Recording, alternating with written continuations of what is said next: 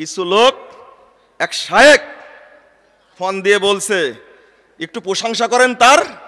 আমি তাকে ধন্যবাদ দিয়েছি। তুমি কিসের শায়েখ?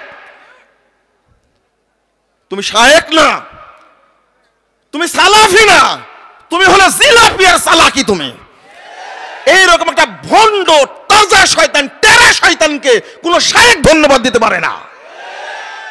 সালাফি মানহাজে বিশ্বাসী নাও, কিসের শায়েখ সে? আলবানীকে গালি দেয়, ইমাম বুখারীকে গালি দেয়, ইবনে তাইমিয়াকে গালি দেয়, মুহাম্মদ বিন আব্দুল ওয়াহাব রাহিমাহুমুল্লাহ এই সমস্ত ব্যক্তিবর্গকে গালি দেয়। ও শয়তানের চেয়েও খারাপ।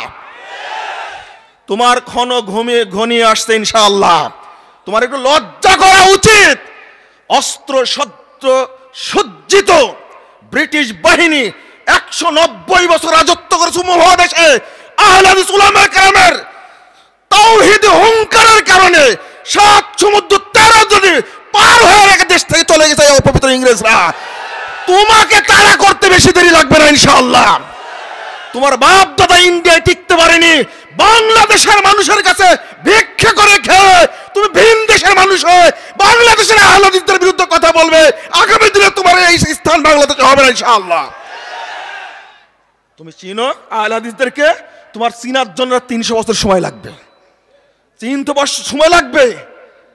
সে কয়েকটা কোট করেছে, আমি একটা কোট করতে চাই। ইবনে তাইমিয়া রাহিমাহুল্লাহ বলছেন 5 বছর জেল খাটার পরে এসে উন্মুক্ত ময়দানে বলছেন, মা দায়ানকুম মিন আদাই আনা জান্নাতি ফি সদরি। তিনি বলছেন, আমার শত্রু আমার বিরুদ্ধে কিসের প্রতিশোধ নেবে?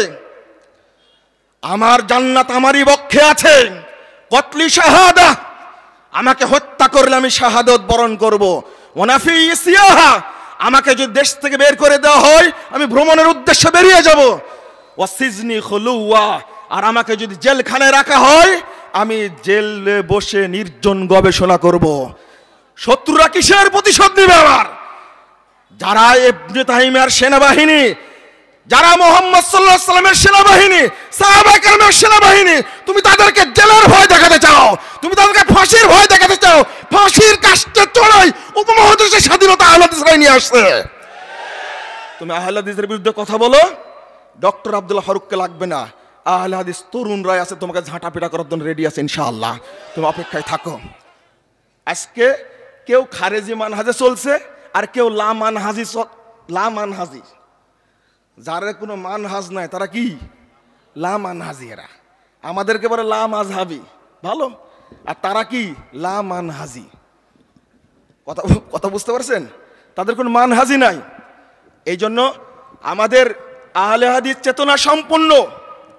বেটা তুমি রাসূল সাল্লাল্লাহু আলাইহি ওয়াসাল্লাম অনুসারী হওয়ার পরেও আল্লাহ তোমাকে আহলে হাদিস ঘরে সৃষ্টি করেছেন, আর তুমি আহলে হাদিস হওয়ার পরও আহলে হাদিসদের দুর্নাম করো, আহলে হাদিস প্রতিষ্ঠানের দুর্নাম করো। তুমি আবার ফিরে আসো জঙ্গিবাদ বলো, তথাকথিত মওদুদিবাদ বলো, ইলিয়াসি মতবাদ বলো। আহলে হাদিসের একটাই পরিচয়, আদর্শ আকীদাগত পরিচয় আহলে হাদিস বা সালাফি, কিন্তু জাতিগত পরিচয় হলো কি মুসলিম। আমার আর কোনো পরিচয় নেই। তুমি কিসের পরিচয় ধারণ করে আছো? কেন পরিচয় ধারণ করছো তুমি? তোমার একমাত্র পরিচয় হবে জাতি হিসাবে আমরা কি মুসলিম, আকীদাগত আমরা আহলে হাদিস এবং সালাফি। অন্য কোনো পরিচয় থাকবে আমার? অতএব যে যেখানে অবস্থান করো সেখানে তুমি তথাকথিত উপমহাদেশ তৈরি হওয়া এই মতবাদের চামচাগিরি করো কেন? তোমার দায়িত্ব ছিল মুহাম্মদুর রাসূলুল্লাহ সাল্লাল্লাহু আলাইহি ওয়াসাল্লাম যে আদর্শ রেখে গেছে সেটাকে ধারণ করে সামনে এগিয়ে যাওয়া। তুমি কেন অন্যের ঘরে শ্রম দিচ্ছ? তোমার তো লজ্জা করা উচিত, শরম করা উচিত। কোন আহলে হাদিস ভাই যেখানেই থাকুক, প্রশাসনে থাকুক, সাংবাদিক হোক, সিভিল প্রশাসনে থাক বা নেতা হোক না কেন, আমার একটা কথা বারবার মনে পড়ে যে আরে আমি দেখি ছেলেটা এই সালাফি মানহাজের কিনা, আহলে হাদিস কিনা, আমি আর কিছু দেখতে চাই না। আলহামদুলিল্লাহ, কত উদার হলে কথাটা বেরিয়ে আসে।